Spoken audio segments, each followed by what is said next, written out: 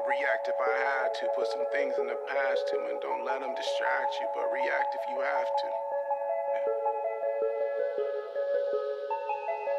I'll react if I had to. Put some things in the past too, and don't let them distract you, but react if you have to. Yeah. React if you have to. Yeah. Don't know the time, yeah. Just know that I'm, yeah, one of a kind, yeah. What's on your mind, yeah. Well, hard to find, yeah. Beautiful mind, yeah. Still in my prime, yeah. Just know that I'm here.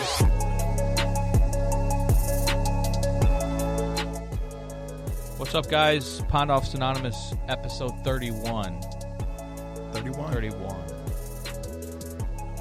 Well, here we are. Which way to the beach?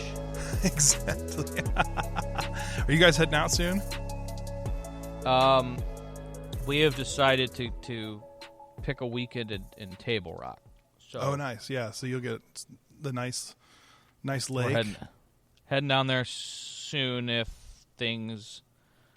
But yeah, nothing's 100%, right? So that's right. The goal. I've had a 20 48 hours where, I mean, and allow me to bitch about the little things in life because that's so fucking becoming, right? Like, let's see, what are the little things? So Charlie's lost every fucking phone charger in the house. We'll start there.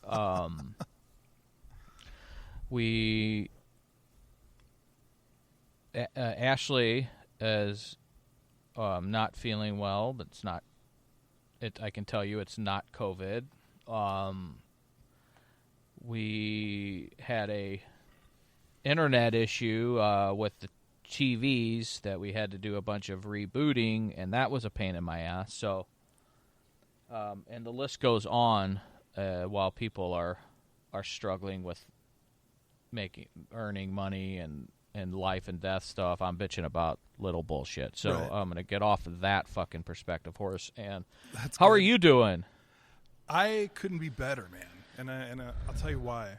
Because last week I got off Facebook, and being off Facebook has been a game changer because I don't get in, as my wife said, I'm not tempted to get into Facebook arguments with 85-year-old Trump supporters. Right. And vice versa. My friends who are more conservative are not tempted to get into fights with me. So I'm just on, Instagram, living my best life, taking pictures of my food and my beer. Sorry, I probably shouldn't say that. That's okay. For our you listeners. Know what? But I like to have a Modelo here and there. So, yeah, it's been great getting off of Facebook. I appreciate that, and there's becoming data to that because I've heard it a bunch of times, enough times that there's probably enough examples of this that people can do some kind of fucking study on it, because that one person has said, I got off Facebook and regretted it. Yeah, I would have to agree with that. I've never heard anybody say that. So, and what I used to engage, probably I stopped for the most part in I would say 2016. Well, I would say 2017 because the election was, November of 2016. So right. And I think that's accurate. It's whether what side you're on, you're able to trace back to that election being when the bottom really probably fell out, and yeah, for sure, people just watch videos that it reinforce their narrative. It's because we all live in the bubble that we want, where everything's trying to reinforce the views you have, and that's at least on the internet. And then we post that, and then we argue, and it time fucking sucks you, man. And yeah, for sure. You go to bed thinking about the argument you've in, and if it's over or not, and then you wake up and there's notifications, and you're like, I feel you, bro. I feel you, dude. It's 100% true. I'm so glad to That's exactly what happened. Is it somebody that I knew from my past that I love and respect? We had a weird run-in that shouldn't have happened, and so I'm like, I gotta go. I can't. it was giving me anxiety. It was over the top, actually. So it feels a lot better. Good on you, man. I mean, and if you ever return, I gotta here's what's happened. Here's how I can tolerate. I thought you were about to tell me what was going on Facebook, like what I'm missing. No. I'm just telling you how to operate it and where it doesn't suck your day is I just stick to comedy, and comedy is hard, hashtag, right? For me especially, people are probably like, you're not even funny. Sports, family, and not even, I mean, I don't really, and then the podcast stuff and trying to be kind. I am, and then listen to me talking about being kind, but it's a real thing. I'm not trying to fucking sound like Ellen here, but it is a real thing. In fact, I don't know if I told this story that when Ashley and I first got, I should say when I grew, let my balls drop enough to where I had to could ask her out, and she said yes. I still don't know what the fuck she was thinking, but we went out and on the first date we talked about it. Actually, it was this first date I took her to Fridays, obviously. Where else would you go? OBV. If she can make it past a date with Chris Pondoff at Fridays, she's probably good to go. So God bless. So Kathy, Winkleman, who used to run the tavern, passed away earlier, right at the beginning of COVID. I remember distinctly. We talked about it on the podcast. She was just a dear friend, aunt figure to me, mother figure, matriarchal. Fired me about 5 or 6 times from the tavern for, getting naked on the bar, doing something like that. But then they couldn't find somebody to cover my shift, so she'd call me and be like, "Okay, we need you to come in." But she saw Ashley that she was at the bar that first night, and she went up to Ashley and she gave her this look, like up and down, like, I mean, really awkwardly looked at her for about 5 to 10 seconds, and then said, "What the fuck are you doing with Pondoff? You don't look like a fucking stripper." And I quote. Wow. And I quote. Oh my gosh, I can't wait to hear what the reaction was. Ashley to this day loves that, and her and Kathy just completely hit it off. That's After awesome. that, Kathy had seen some of the girls I would run around with in a different life, and I don't think there's a better compliment that Ashley could have gotten from Fridays that night, that she doesn't look like a fucking stripper. You remember that 90s? Remember that 90s country song? I like my women just a little on the trashy side. That was my wake up in the morning song. So Ashley, on the second date, I took her to Olive and Oak. Okay, really like just a different, little bit different vibe than Friday. Not much. Food quality's about, you get a Friday's pie, or it's just, they serve different markets. And Ashley and I had that conversation because we both met at church. Both came to and found the church. It's crazy, and it's a story that nobody gives a fuck about, but excuse me, it's the way we both have such different paths to the gathering and to that church, but I think found it for the same reason, because we both needed what we needed, and it was, for me, life and death, and not being dramatic. I mean, it was really, I had known of the church, but not, dove in head first and just surrendered, and it was a life and death for me. I know it was. I bet Ashley could argue it was as important or as critical for her to find the church that cared, that loved and included. She went to Pepperdine, and I think Pepperdine's a big Church of Christ school. I don't know the church history of the different fucking denominations. You know, it's Team Jesus, rah rah rah for me, right? But from some, I believe that denomination was, I mean, I don't think there's any other way to put it, but anti-gay, right? And there's two different kinds. Like there's Church of Christ and United Church of Christ. United Church of Christ is typically pro-gay. All right, so it was there was, because she also worked for Pepperdine. Right.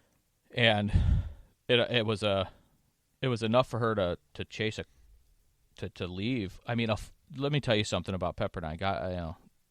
Have you ever seen this fucking place? I don't think so. Yeah. Okay. All right, it's in fucking Malibu. Let's start there. It overlooks the Pacific Ocean. I mean, literally, the address is Pacific Coast Highway, which runs parallel to the Pacific Ocean.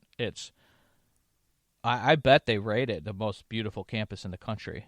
So I've gone there twice. We've driven around campus and seen some things when we've been in town, and I'm like, holy shit! No wonder why you don't have any fucking money. I mean, I'm looking at pictures right now.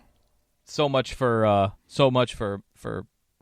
you know, after we said the I do's, Ashley being like, oh, by the way, I got a lot of money in the bank. Nope. I almost did. Nope. Pepperdine has a lot of fucking money in the bank. Yeah. Let me tell you that. And I hope I'm not crossing any. I don't know. Like I'm worried about. This is what's funny. This is how stupid I am.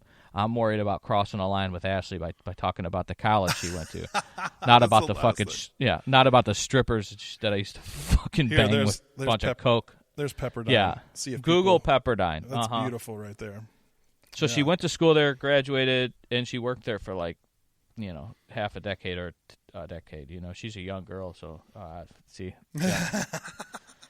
So it wasn't that long ago, but she left and chased a call to be a social worker, to help the people that it's like clear as fucking day in the gospel or the book that's what Jesus, fucking fought for the most.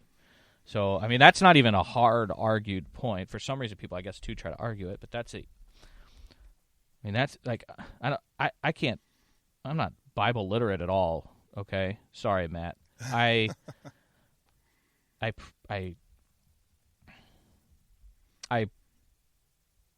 But I know I can read the ands and the thes, right? And the parts that I can decipher are the parts that Jesus gave a fuck about the poor people, right? And the homeless and the marginalized. So she left this that campus you just showed a picture of to drive all the way out to fucking St. Louis, Missouri to go and get another degree, her master's in social work, and through some personal shit she was going through that was real heavy, she found the church and we found each other. So to kind of get to where I was going, if you even remember 10 minutes ago I was talking about being kind. We were at Olive and Oak on that second date, and we said, what if, and I kid about dropping, having the balls to ask her out. I didn't for so long because I didn't want to shit where I eat, man. Right. I don't, I never, I never really in school dated a girl that was, like, very seriously, at least in my social network, because you break up and then it's all fucked up, right? Some of my friends are different. Some of the, just some of the, I could tell some stories, but I'm going to get in trouble. So I mean, this was amplified at church when it was as important to me as it was. that the last fucking thing in the world I needed to do was have a relationship that eventually had an end date, and then what the fuck, right? Oh, yeah, for sure. And I get that it's possible. The church has multiple sites, and that would probably be the route. But we talked about that on that second date and how important not just the church was, but that actual Clayton that site that we went to, right? And what it meant to us each. And she said, here's the deal, because this is the second date, right? Even though I knew, because when I asked her out, I knew this wasn't going to be a girl that that I met at a bar that you just kind of close the book on the relationship, and whoever gets hurt, they'll figure it out and wish them the best and walk off. Like this, I knew this was not going to be that type of relationship, and I wasn't going to waste her time with something exploratory. But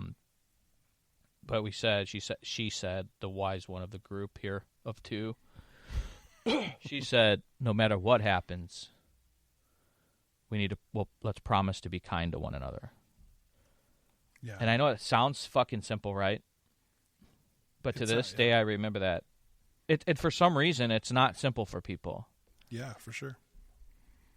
And I think I dove in even further with her, and I hold that to this day, and I pledged and promised, and we've done it, promised to each other that even when we're fighting, that's the ultimate go back to. Are we fighting? Are we still being kind? And it's a lot of work, because it is hard sometimes, especially for an asshole like me, right? Yeah. You know, I feel you. Me being kind, I'm not a liberal. I mean, aren't liberals the kind motherfuckers? We're the only ones that are able to be kind. Right. So well, the more kind you're getting, the more liberal you're getting. See, that's what people try to say. So I hold on to that, man, and that is that's a big fucking deal, and it's been easier to do sober, okay? And it ties into what you said about getting off Facebook, because I try my hardest I will make some smart-ass jokes, but I try to get back to that. The only time that I slip on Facebook is when I see somebody trying to cyber fucking bully a friend of mine, and then I'm like, get the fuck out of here. Right.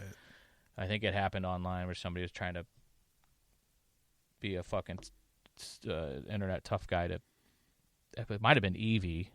On like a fucking review of the church, so I was not very kind to him, and that's where I fail. You know, but he's perfect. But I definitely remember seeing that. It's something that I have to. I don't know. I wish I would have kept it. I think I did a screenshot of that. That's great. I think there's been times where some people that like try to come after Miofsky, and I get a little defensive, you know, of my man, and he's and then I see there was somebody was really going after an old friend of mine around the 4th of July, and I got into it. And get into it, I just dropped kind of a pipe bomb and said, you know, just called a cyber. This person was trying to fucking be a cyberbully, and I fucking hate that, and it just drove me nuts. But it's still probably not. That's not good, because for those 5 minutes of doing that, I get that same feeling you're talking about, and then I withdraw, and so I know exactly what you mean, and if it weren't for the podcast, I don't know if I would be too on it too much. But I do love, I like to, every day, I wish whoever a happy birthday. Facebook birthdays are a pretty cool thing.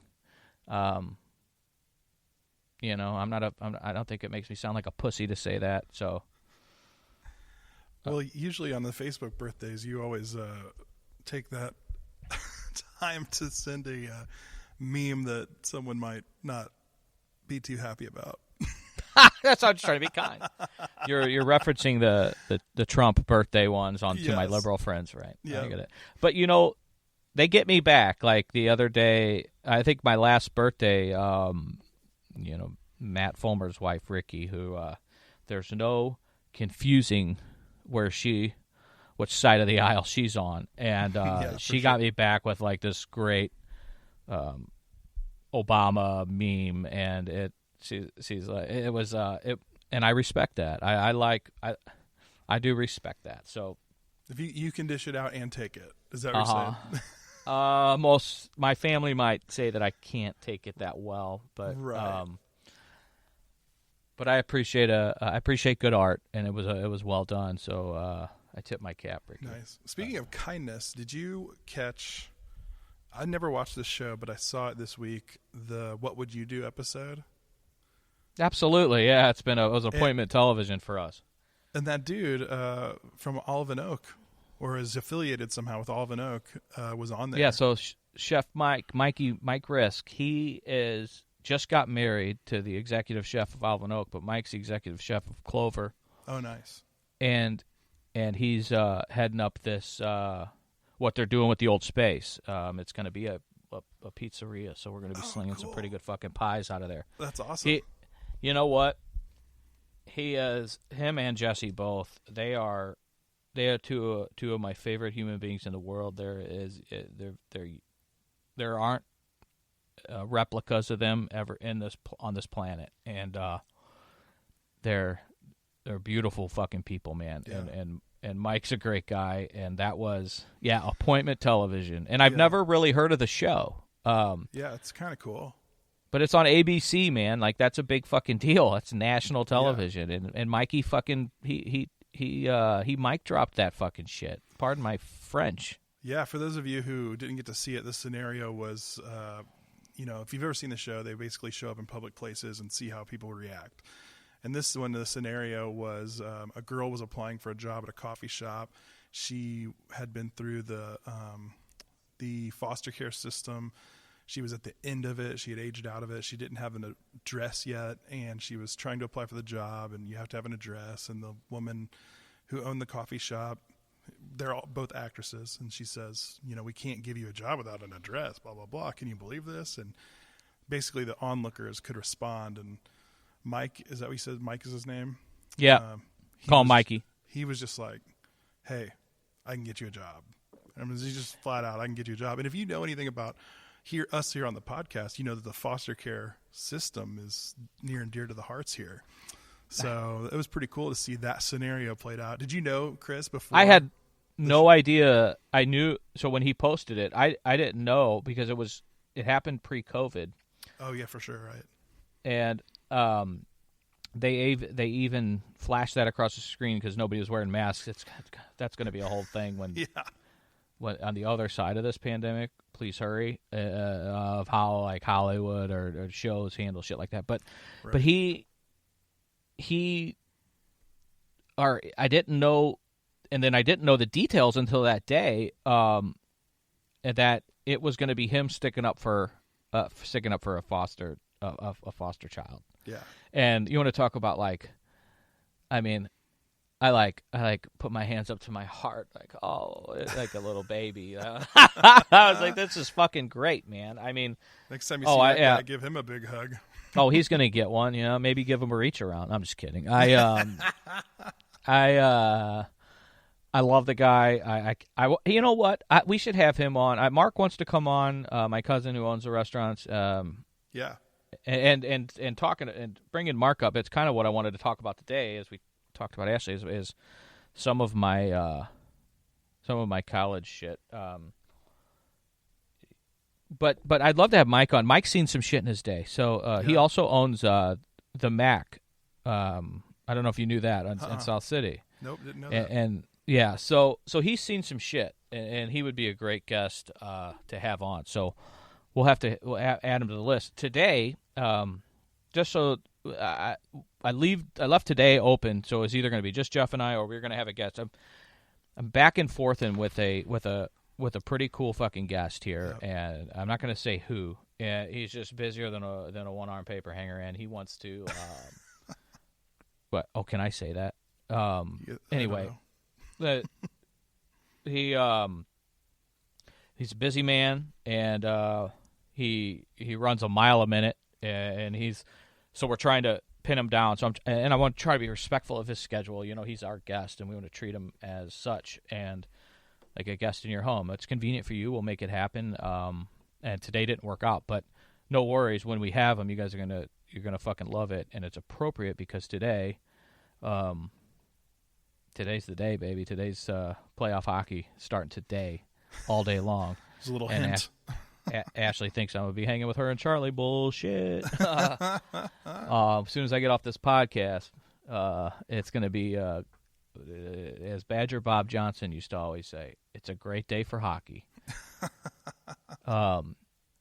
So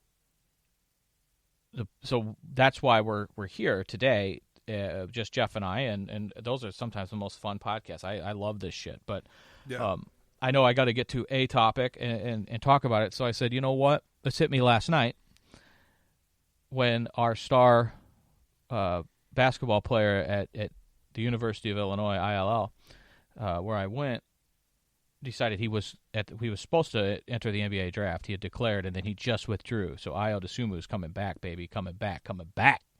And I saw that on Twitter. You know who's going to be following him is Kofi Kingston, the big man. So I don't know if they'll ever play the sport again, but we'll be a great fucking team on the next video game that comes out. That's for fucking sure. Final Four, motherfuckers. And with all that, I get in the feels like a kid. I've been pulling, been a rabid ass Illini fan my whole life. I went to school there. I lived in Champaign. I still get to work in Champaign. I had a couple flings with a couple townies in Champaign. I'm just kidding. That's not true. But yeah, anyway. So I want to talk about my fucking college experience a little bit. I want to talk about your college experience a little bit. There's some gaps that I can't fill today. Unfortunately, just putting it out there. That maybe one day I can give the full story too, but maybe save that for a book or something. I gotta wait for my mother to die. God, and I hope that's not for a very long time. Right. Very long from now, when books are just downloaded into our brain. Right? Yes, that'd be great because I don't read shit. I do feel bad about this, and this is probably why I'm about 20 hours short of my degree. Books. People give me books. Doing this podcast, I've had books gifted to me, and I just don't. It's a weakness. I don't read, man. I just don't sit down and read a book or need like the audiobook given to you. I don't knit. I don't read. I don't sit in a chair and enjoy a nice Danielle Steele. I can't do it. I wish I could read. There's been 3 books I think I have read and enjoyed, and one of them was dirty. It was about these 2 Dominican girls, but I can't say any more than that. I couldn't put that fucker down, and it had pictures. But the other 2 was To Kill a Mockingbird, right? Great book. I read that, but that was a forceful. It was the only book in high school that I read because I had to, but I didn't dread. Oh, I gotta fucking cheat. I gotta. It's a great book. Read every other page, to get through it. Yeah. So it's funny how so many people have read it, love it, cry to it, watch the movies and cry, and where we're at today. Yeah. Like that drives me fucking. It just makes me think, what the fuck. Yeah. But for sure. yeah, but I mean, as it does many people, but. The other book was I'm gonna be honest. It was the autobiography of Dominique Moceanu. When I was, dude, when we were kids, she was. Jeff, I was coming. I was always. I was a horny kid when I was little. I mean, Tom talking pre-puberty. I was a horny kid. I don't know what it was. I maybe. It was checking out Cinemax when we pre-puberty. I was in love with a girl. The scrambled channels. Do you remember that? Jeff, we just had it. My old man. Yeah. I didn't have to. Nice. But I was in love with a girl in third grade. The last episode I talked about that she might have had something to do with that candy cane knife that we talked about last episode. In my defense, my eggs were scrambled. My fucking brain was fucked up. But in fourth grade, I was in love with a different girl. And I would chase. She was in seventh grade, and she was a cheerleader for our basketball team, and I would watch every basketball game like a little creeper fucking stalker that I was.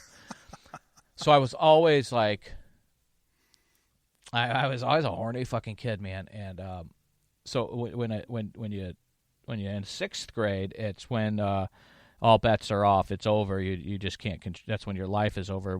Because I think, well, at least for me personally, when I was a confused horny kid before sixth grade. In sixth grade, I realized this is going to control me for the rest of my life. This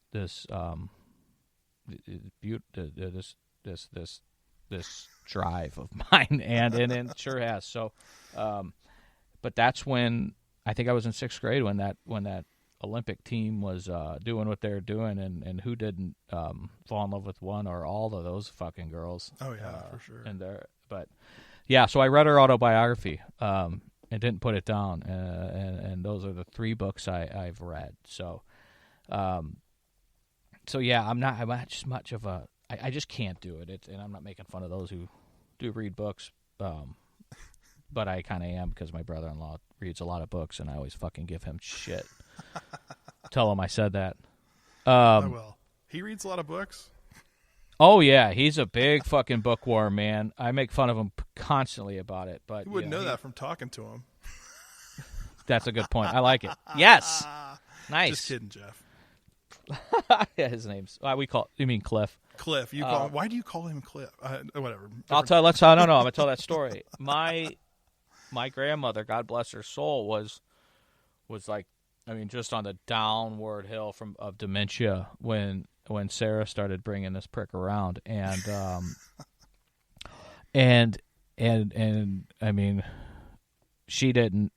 she wasn't in a position to meet new people, let me tell you that. So some fucking reason she would always call him Cliff, and her talk about eggs being scrambled and her brain just being pretty much mush at the point, and Sarah would be like, his name's Grandma, it's Jeff, and it was Cliff. And so ever since then, me and my old man would call him Cliff.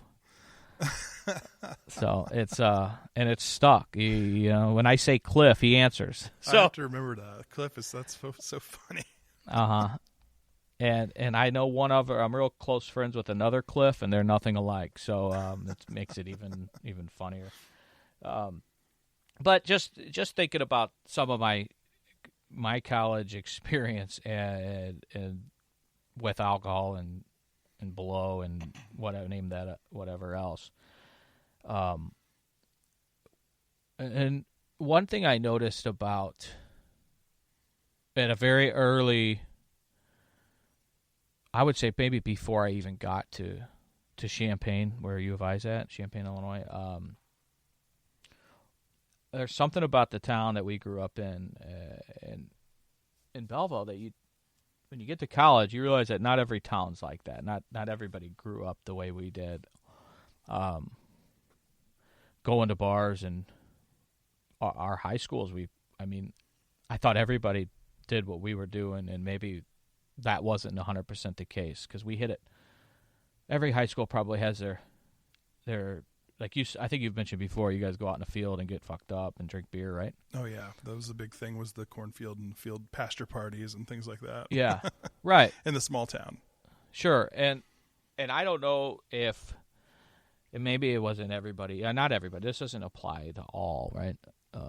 Nothing does. Right. But there was a thing about we'd go to school. I would go up to Champaign, before I was a junior and senior in high school, and I'd go up to Champaign and I'd go out and party, and I'd see these like freshmen and sophomores in college having a real hard time with the consumption ratio. And then near that age, you think people are pussies. What's up? You're a pussy. I'm a high schooler. I'm out drinking you. Well, right, and you kind of get that fucking machismo going on, but then you're like, at some point it hit me. I'm like, man, these guys just don't do it like we do at home, and it became a badge of honor. We're from Belleville, and which I love that part. I do lean into that still to this day in a funny, non-serious way. But on a serious side, man, it's a little problematic because we would go to school, and when I say go to school, to college, and these motherfuckers are friends we met, and I'm still real close with a group of guys I've met in Champaign, whether they were students or fucking townies, like I said, because I hung out with, and I'll get there. These guys would want to come to Belleville for their spring breaks. Not fucking Cancun or where name that beach, Panama, right. Whatever the fuck. They would want to come to Belleville. They did. I'm sure they've been to the Cancun thing. They've done that thing, but it was out of this world. A lot of them are the majority of. I'm trying to the college friends I had are Chicago suburbs kids. And that's not all, right? Yeah. But they a lot of them, though. You're right. I know what you mean. Well, and that's the thing. Like in college, when in my experience, Jeff, what I noticed, and I want to hear about yours. They say look left, look right, blah blah blah. You're not going to be there too. You ain't going to be here. I didn't get into U of I right away. I started taking my pursuit of college semi-serious my junior year in high school, and it was because I visited my cousin Mark in Champaign. He would go and stay with him, and he'd take me to church in the morning. We'd go to the library, and I'd watch him study, things like that. Right? Yep. Yeah, and I realized how much fun it was to study in these beautiful libraries that was underground, and how great the church service was, that I was like, all right, I want to go to this college, okay? So I started taking my academics seriously, and by the time I graduated, I'd gotten my shit up, but it wasn't good enough to get into U of I off the bat. So what I did is moved to Champaign, graduated a semester early, moved to Champaign, thanks Mom and Dad, and with the caveat that I would work and get established residency in Champaign County. So here's the thing. I went to Parkland, which is a junior college, which is a kind of a feeder junior college into. It's really nice, but it's feeder into U of I. And there's a lot of kids that go there that don't get to U of I, and their parents pay the tuition at the school, which was at the time like $250 to $300 a credit hour, right? I'm sure things have changed, but in comparison, by working, showing that you worked 40 hours a week, and after getting a Champaign address and working, you get residency established through the DMV, have your license changed, all that. And they may have shored this up. It was kind of a system thing. But by being established residency as a Champaign County resident, you could go to Parkland for $50 a credit hour, which is that fucking adds up, right? It's a huge deal. Yeah. So, one, I think that's why Parkland's so nice, is because they were getting, $350 a credit hour is back then a college tuition at some states' 4-year universities. Yeah, for sure. So they're getting a lot of Chicago money and a ton. In hindsight, what I loved about Parkland the most is it was actual professors from U of I that wanted some side hustle. They would teach classes of 25 people. So I had more professors at U of I teach me at Parkland than I did when I got into U of I. It was all teachers. It was all TAs, teachers assistants. Yeah, for sure. which is crazy. And then I really was doing good and on upward. And then I'll never forget the day that I got the acceptance letter into U of I. It was right when I turned 21. Big deal. It's still hard to talk about because it meant so much to my old man and my mom. And then I didn't finish, and for a variety of reasons, and some of them I really can't talk about right now. You guys are like, what do you mean? You're vulnerable, transparent. You say all this shit on the radio or whatever the fuck this is called. There's more, unfortunately, and I have to exercise some caution and some wisdom on some things, and it's not because of me. It's because of others. So, there and one day I might be able to. Things could be different. Who knows? But there were reasons, not just that I was a fucking drug addict, alcoholic that dropped out of school. It was my quote unquote senior year. I'm about 20 hours short, and I left for some. I obviously regret leaving every day of my life. I think about it. Yeah. I mean, I'm staring at my Illini coffee mug. I mean, actually, I do have, it's all business up top, party down low, right? Because it's on Zoom. I have my nice black collared shirt on, but I am in my orange Illini mesh gym shorts underneath it. Nice. So I'd stand up to prove it to you, but I think it would be just a crotch shot, and and you ladies have to pay for that. Right. So can't put that on Facebook. Yeah, I definitely wouldn't approve the boost ad that we can't ever do, because you have to be like PG for them to let you do an ad. So yeah, they'll have to. Can't advertise on Facebook, but when we got to U of I, I just said I hate that. I was gonna drive home the point that things were different, but before I do, that's anyway. The point I'm trying to make is when we were in Champaign and partying, right? It was you find your herd, right? And I hung out with a lot of my friends were members of a fraternity. I was not. I probably would have been legacied in because Mark, but he was in this particular fraternity. But I was at Parkland, and I was like, I'm not. I wanted to be at first, and then I was like, nah, I'm cool not being it, because there was some things about it that was like, dude, I got my lifelong fucking brother family is the kids I did do life with in high school, and that's a lot of people meet their best friends and best relationships in college, and I think we reversed, and I think that has something to do with the town we grew up in and the way that we did life together through some when you live a high risk behavior with people, not everybody survives it, but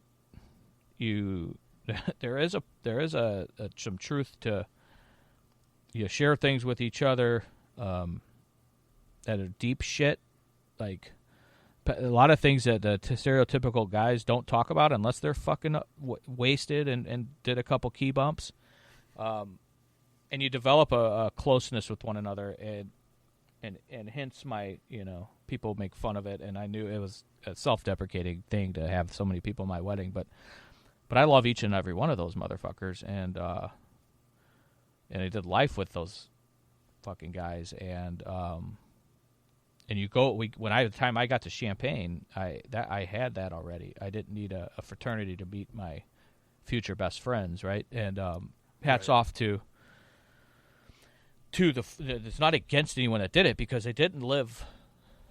It was the first experience in my life that I realized that, there's a world out there that's different than mine, right? And I just think that's a teenager's mindset, that the way you're living is the only way, and the way you do things is the only way, and there is nowhere outside of the bubble you live in.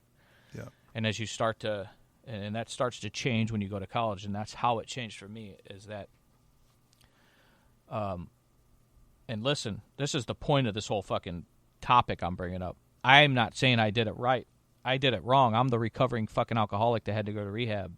That was lost it all at rock fucking bottom. And all, I mean, literally almost, I mean, everything but my life, money, father, relationships, dignity, respect that had potentially earned and had a little bit of equity built up. Gone. Fucking gone. So I'm not saying I did it right. All these fucking guys that did it their way are all got fucking lawyers and high, income fucking financial jerk-offs. You know what I mean? Sorry, those are my friends. But still, like, I didn't do it right. Right. I'm not saying I did it right by getting as fucked up as we did in high school, but we lived. And when I mean that, like, everybody partied, like you said, pastor parties. Yeah. You said, or did you say pastor parties, like you went and hung out with your church? No, a pasture. Pasture. Got it. We'd play dice and get fucked up on Tuesday nights and Wednesday nights and Thursday nights. And Thursday nights we all went to a bar in town called Shenanigans. I mean, everybody on the fucking that I knew used to go to that bar on Thursday nights when they were 17 and 18 and get fucking wrecked. That's crazy. Like it was no big deal. Wow. I mean, Fridays was back prior ownership was a different story than it is now in terms of. I mean, I started working there when I was 17 and didn't look back. In fact, the bartender who I it still is like a brother to me, and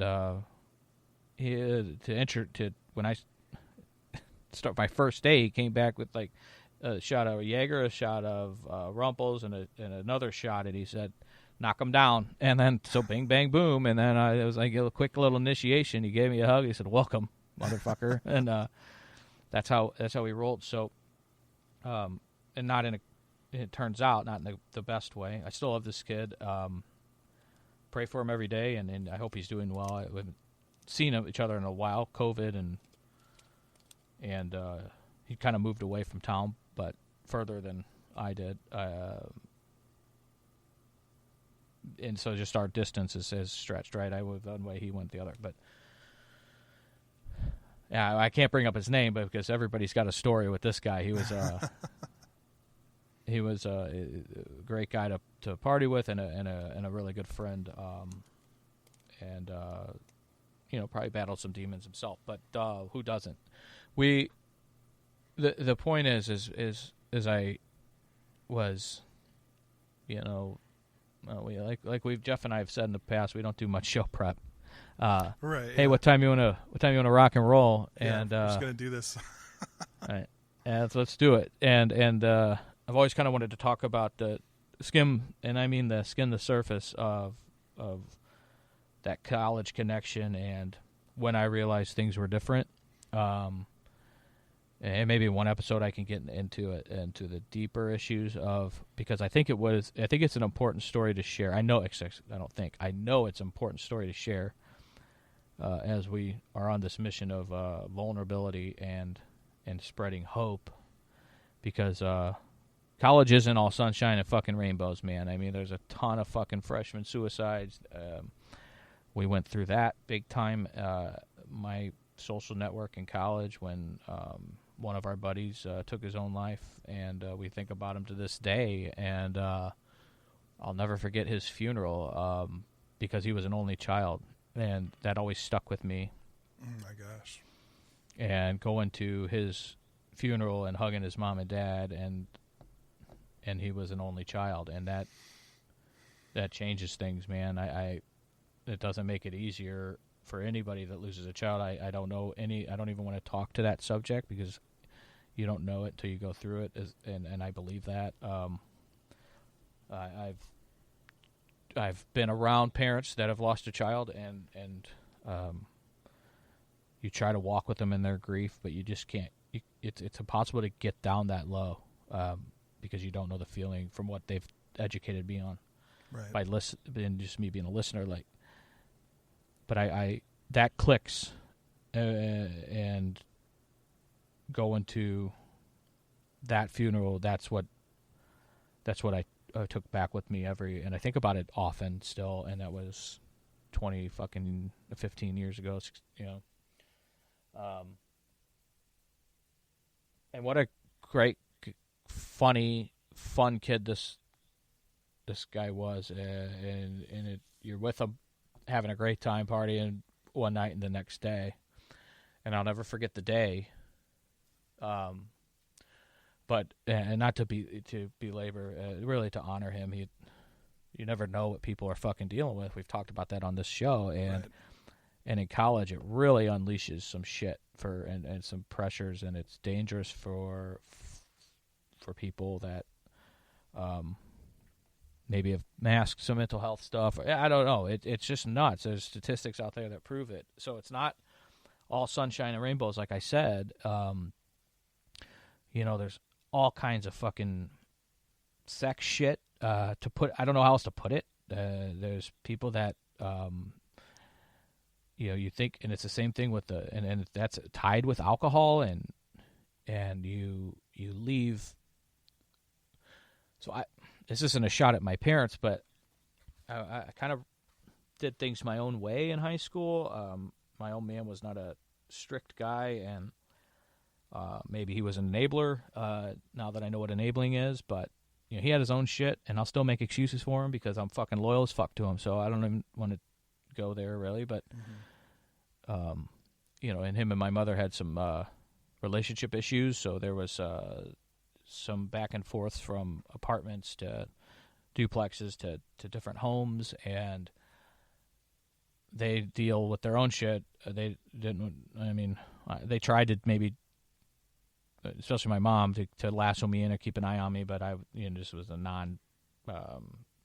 non-compliant, I guess, to her wishes and orders. So by the time I got to school in Champaign, I had kind of already lived a life where there wasn't strict rules, and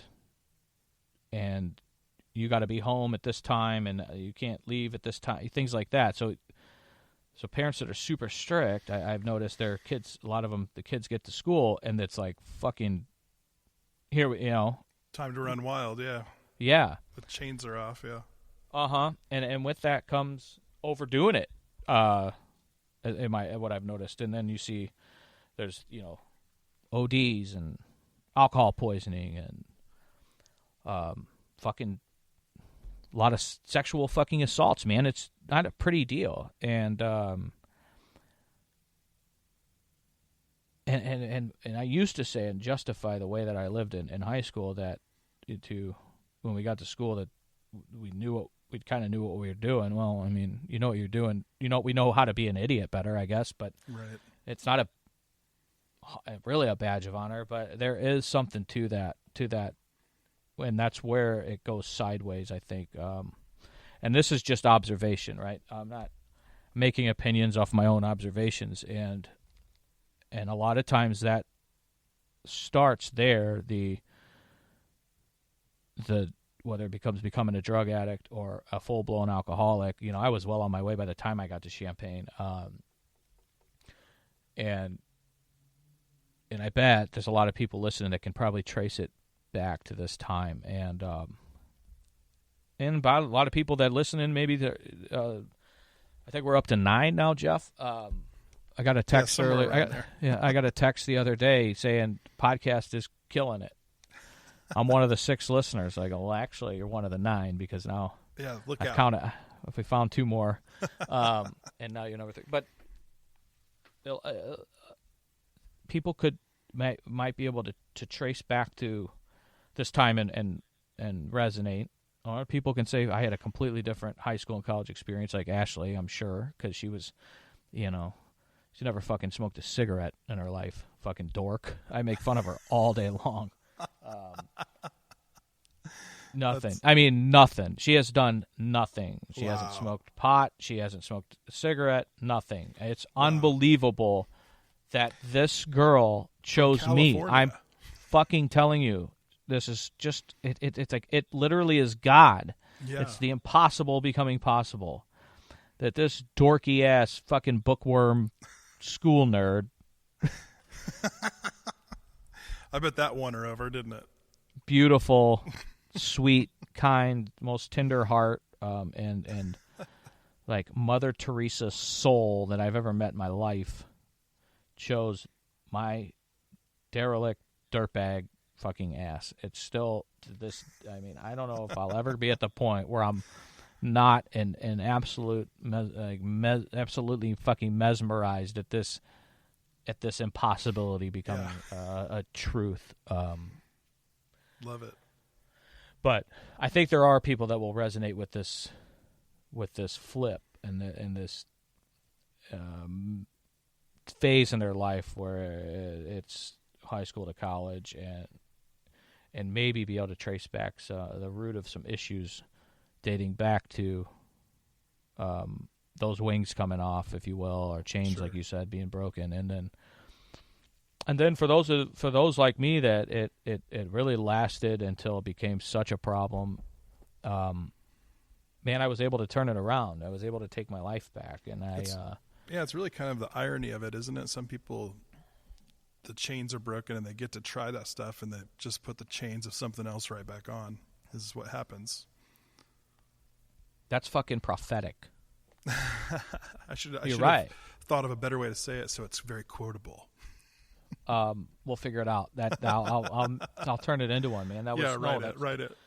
That's super insightful. That you couldn't be more right about that. Yeah, you break off the chains of and you replace them with a lot worse chains, tighter chains, and stronger pulling fucking chains. I get it, man. That's the way we should end this fucker. That was beautiful, and I think you couldn't be more right. That's the goal on this topic for now.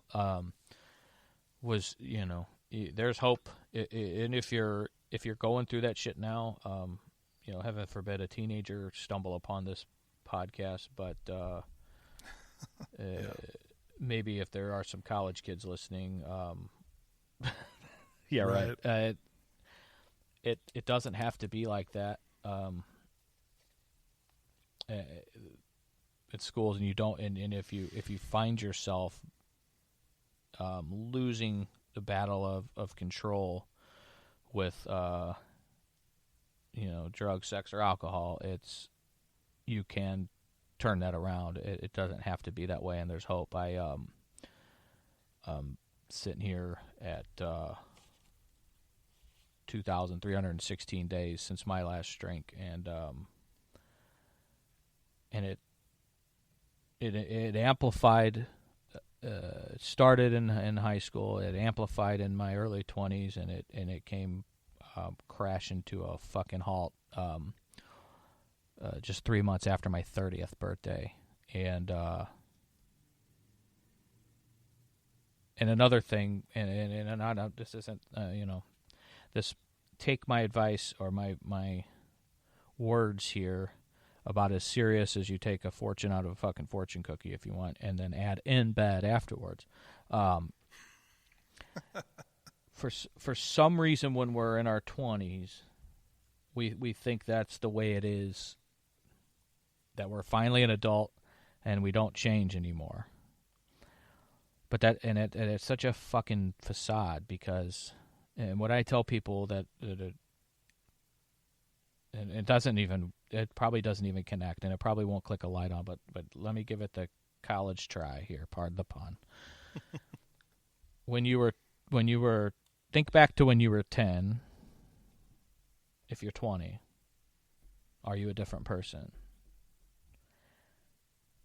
Oh, obviously you are, in monumental ways. Well, I promise you, when you add 10 years, things are going to be different. You're going to look. 100%. You're going to behave differently. You're going to think differently. You're going to have you're going to have life experience that changes your opinions that you're so fucking dogmatic about right now.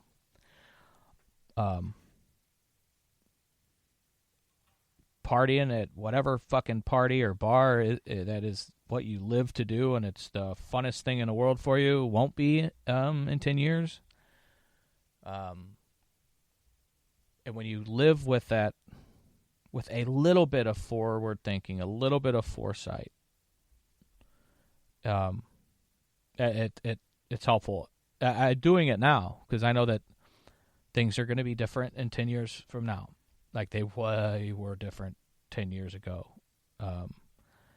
When I was 26, I was a fucking riot, and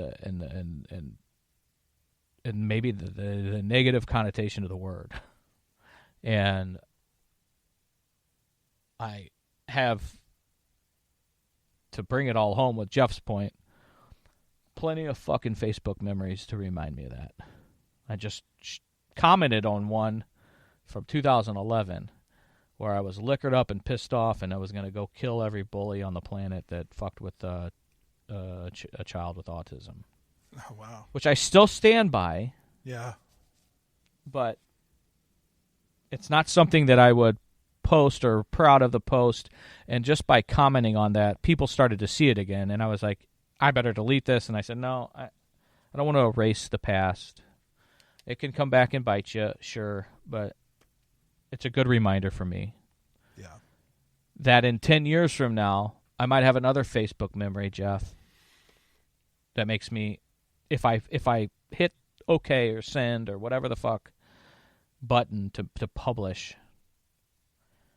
that I might regret it in 10 years from now. And I think that's where you're at with this Facebook shit. Yeah, big time.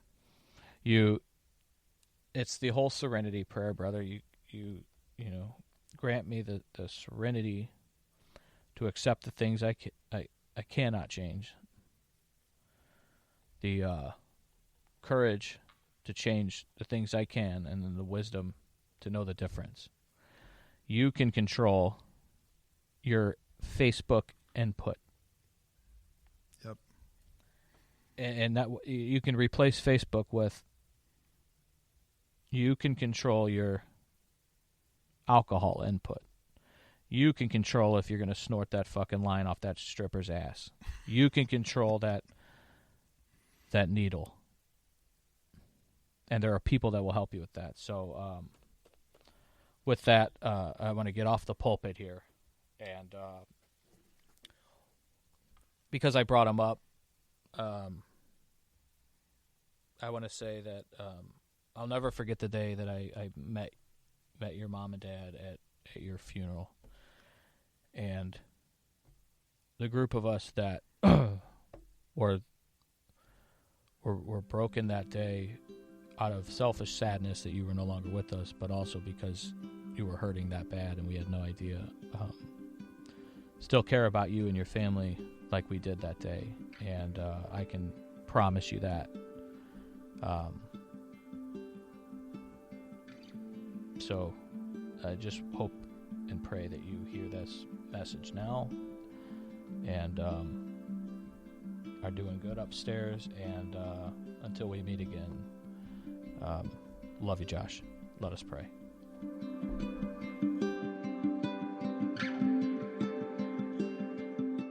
If you're struggling or know someone that is, please have them check out our podcast and reach out to Chris or me. We want to listen, and we're super eager to help. Pondoff's Anonymous is Chris Pondoff and produced by me, Jeff Allen. Our music is Anti-Hero by McCall and Gentle Waters by Wild Wonder. For more information, visit pondoffsanonymous.com. Find us on Facebook and Instagram.